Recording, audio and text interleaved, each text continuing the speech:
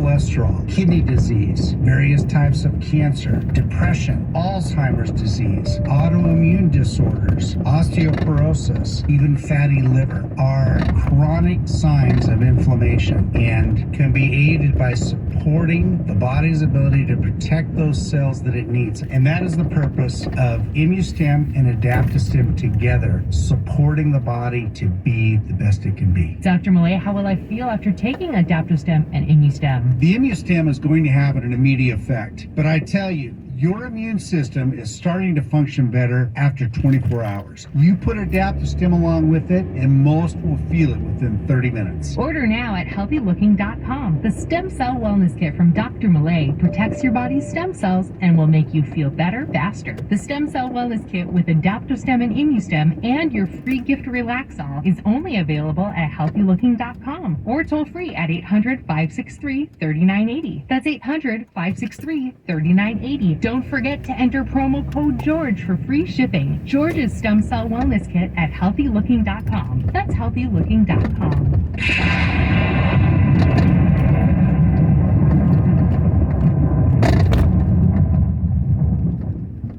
There's no sign of identity theft slowing down, and why should it? More than $14 billion were stolen from identity theft victims last year alone. To cyber criminals, it's a success story. To the rest of us, it's a wake-up call. Your personal info is in more places now than ever, and all that exposure can make it dangerously easy to steal your identity.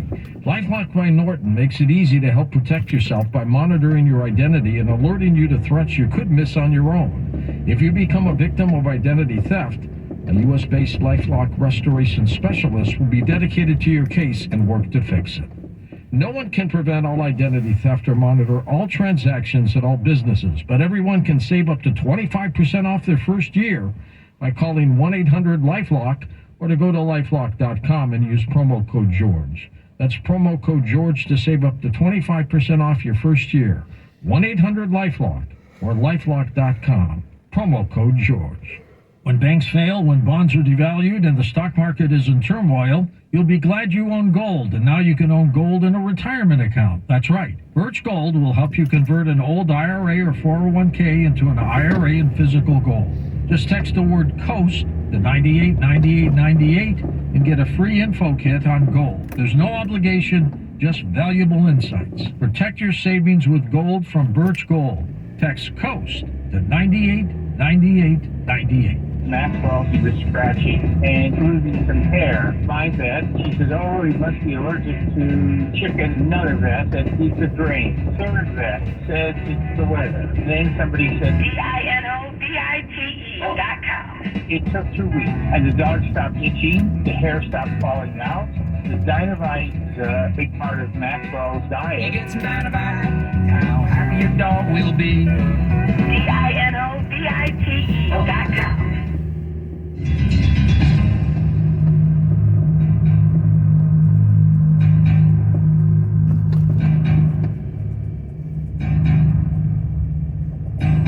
And welcome back to Coast. George Norrie along with Ashley Vance as we are talking about his latest work, When the Heavens Went on Sale. His website is linked up at coasttocoastam.com. Ashley, you were talking about that company that's got the satellite capabilities. So you're saying we don't have it? The CIA doesn't have that kind of capability? No, not in this sense. I mean, for the entire history of satellites, they're usually very large, about the size of a school bus. They cost about $1 billion to make and many years to make one. And this company, Planet Labs, starting around 2012, again, this is like this group of renegade employees from NASA. They just realized that consumer electronics had gotten so much better, obviously, over the decades, and that people in the space industry were just using really antiquated technology. So they rethought this whole idea. And so instead of making a school bus-sized satellite, they make shoebox-sized satellites, and they build hundreds of them. So, the United States government, China, Russia, they would have a number of spy satellites, but they have to look at specific places and be pointed to areas of interest. The planet has surrounded the Earth already with about 250 of their satellites, and it acts as almost like a line scanner. You know, they're arranged in this pattern where they see everything on an Earth all the time. They take about 16 pictures of every spot on the Earth's land mass every day, and so they miss nothing. And it's going to sound sort of espionage-y, but it's really used more for watching the movement of cars and boats and the cutting down of forest and then things like troop movements and stuff like that. And it's, in a sense, kind of democratized this technology. So no country has this. Obviously, they can buy it, but then anyone like you and me can also hop on the Planet website and see this for ourselves. Now, who gets us back to the moon? NASA or private space companies? Well, we're kind of doing it as this joint mission now, but commercial space has really taken the forefront on all of that. Already, Rocket Lab, the company we mentioned from New Zealand, has flown not people but missions to the moon. So you know, this is a country that was not even a spacefaring nation a few years ago. SpaceX is the clear leader if you really want to get something to the moon. So the government is still funding this. But commercial space is coming to the fore and is going to dominate all of these activities. That's amazing. It really is. Where do people get your book when the heavens went on sale?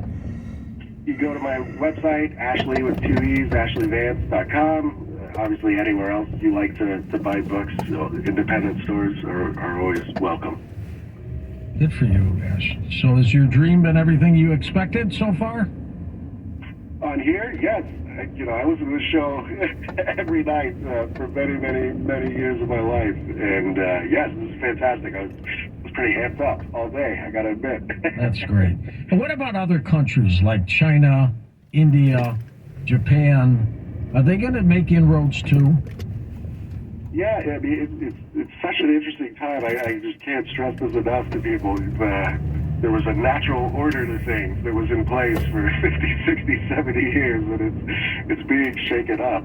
China, if it was not for SpaceX and then this influx of commercial activity that was sort of lucky that it happened, China would be in the lead in many ways. They've invested tons of money into space. They have government-backed rockets. They have quasi-private companies now that are emerging and trying to copy SpaceX. India has quite a successful rocket program. It's largely government-backed. Russia is the fascinating question because you've got this country that was a space superpower for so long. Their space program was already starting to crumble because of the country's economy, and then SpaceX, and then now the war. You know, there's sanctions against using Russian rockets, and so what happens when you have a space superpower that is being overtaken and doesn't have a place in this new world, and will they be a rational actor in all this? What happened to the former Soviet Union? They were ahead of us in 1957 when they sent up Sputnik. They scared the living daylights out of people. I was a little kid, and I remember my parents just panicking, like, oh my God, the Soviets, they've launched a missile. They've got the capabilities. What happened to them? Why did they falter? Well, I mean, they did great for a long time. There's this funny story that I discovered while I was writing this book that I hadn't really heard before, which is, you know, at the end of World War II, the United States, Germany had these great rocket scientists, and the United States got the people, and the Russians got all the engineering plans that were left over, and it sort of set our two space programs on these different courses. And no, I mean, look, the Russian space program did great for decades. I mean, their Soyuz rocket is probably the most flown rocket. It's only now that SpaceX is overtaking it. But they're really, you know, it's the corruption in the government, and then their economy has been faltering and was not able to support the money that it took for this. But largely it was the corruption from the gentleman we were talking about recently. Yeah. Interesting. Had he not been there, might they have accelerated even quicker? I mean, who knows? You know, they were still in this model that frankly the U.S. was in as well, where we kind of blocked our technology in the 1960s and 70s and then just refined it slightly. There didn't seem to be some sort of like Elon Musk type figure, and likely any other person in his job probably would have been just as corrupt, if I'm speaking honestly. And so, you know, there was no like spark that was gonna change things, but their status quo was pretty good. These four companies you mentioned, Planet Labs, Rocket Lab, Astra, and Firefly, what are their capabilities, do you think, in the next 5 or 10 years? Well, these guys are, I would urge people, so it's not flying humans, this is flying objects, and these companies, the rocket side of these companies, they all really want to be what I would equate to like the FedEx of space. So historically, a nation or a rocket company would put up one rocket a month would be a pretty good pace. SpaceX is now at like one every couple days, and these companies all want to be almost a rocket every day, putting up satellites all the time. You know, one data point people really need to know is that from the 60s to 2020, we had put up 2,500 satellites. Over the last 2 years, that number has doubled to 5,000. When are they going to collide with each other, Ashley? Well, this is the question. So we're going to go from 5,000 to 100,000 satellites in the next 10 years. And so we do have some systems in place to track this, but obviously we've never been in this new world before with so many satellites. And so this is the huge question everyone's worried about is, can we actually manage this in a decent way? Can we? I don't think we can. There's going to be too many.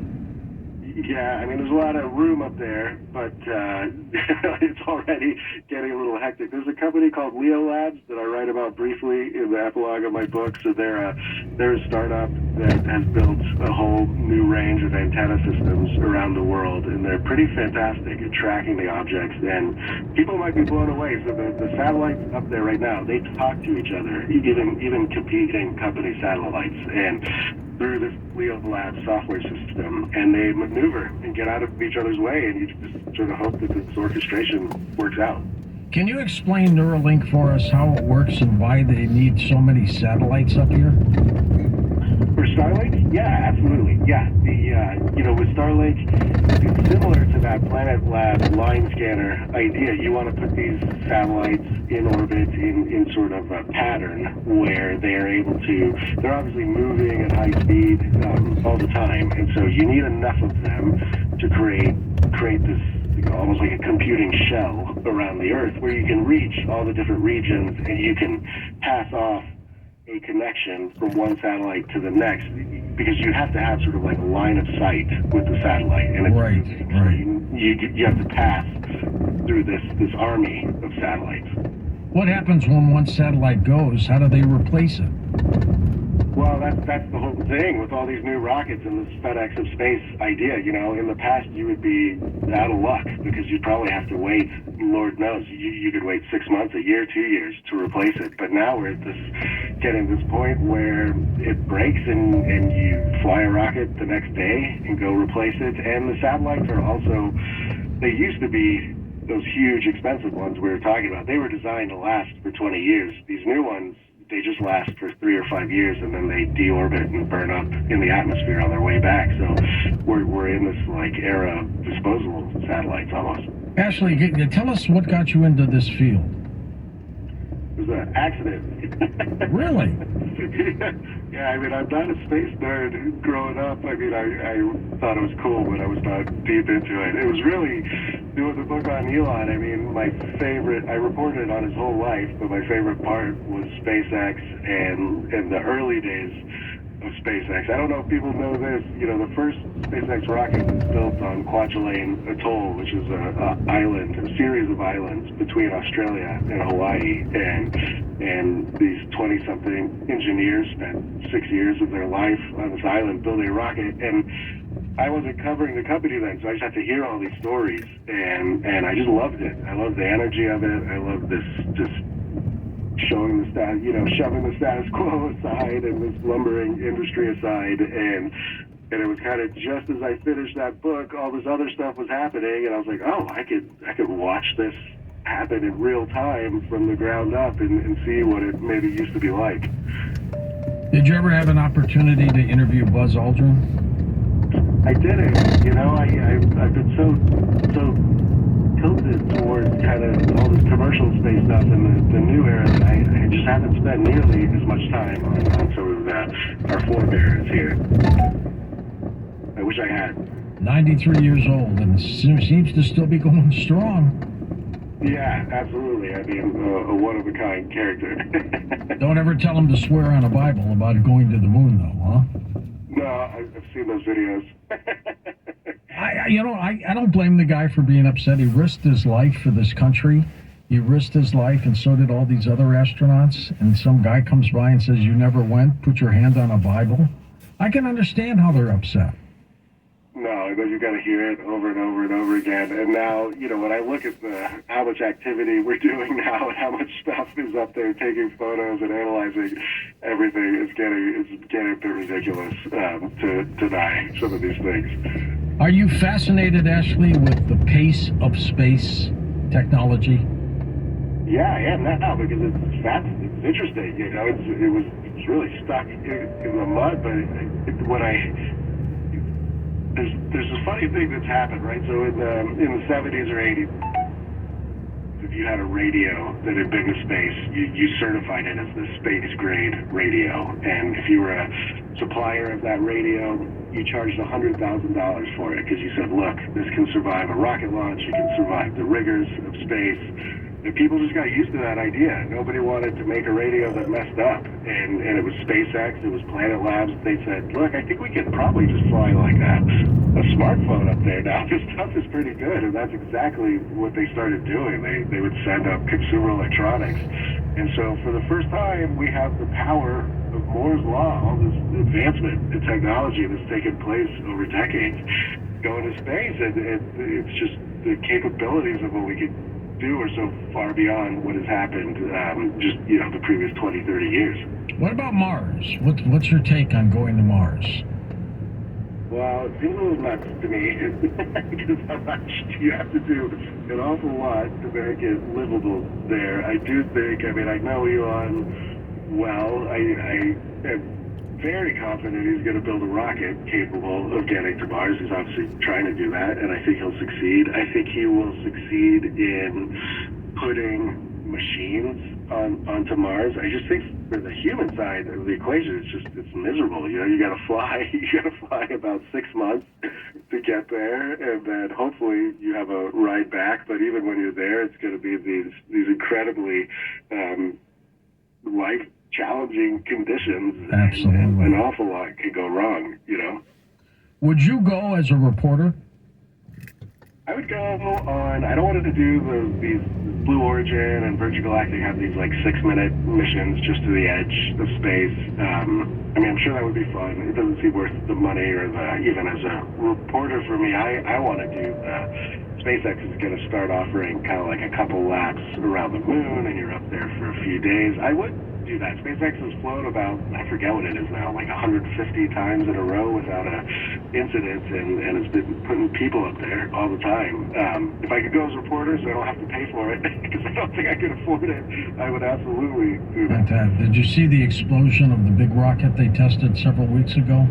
Oh yes. Yeah.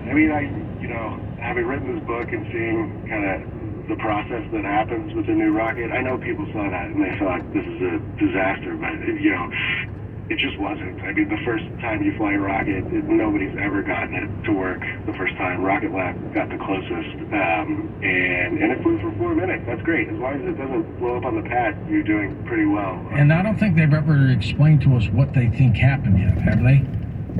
Well, it looked like there's a lot going wrong. I could see some of the engines didn't light. Some of the engines seemed to sort of have some little explosions in there, and no, I don't think we've gotten the full report yet, but you can see, it's the first time they flew it. This thing is huge. It's very complicated, but you can see quite a few things were not normal, but Flying for that 4 minutes means they got through something called max Q, which is the point of the flight where you have the most pressure. Oh, it was dramatic to see. Ashley, we're going to take some phone calls with you when we come back in a moment. Folks, put your space hat on and make the call. The free Coast Zone email newsletter is sent out 6 days a week and is a great way to keep up on all things coast. With detailed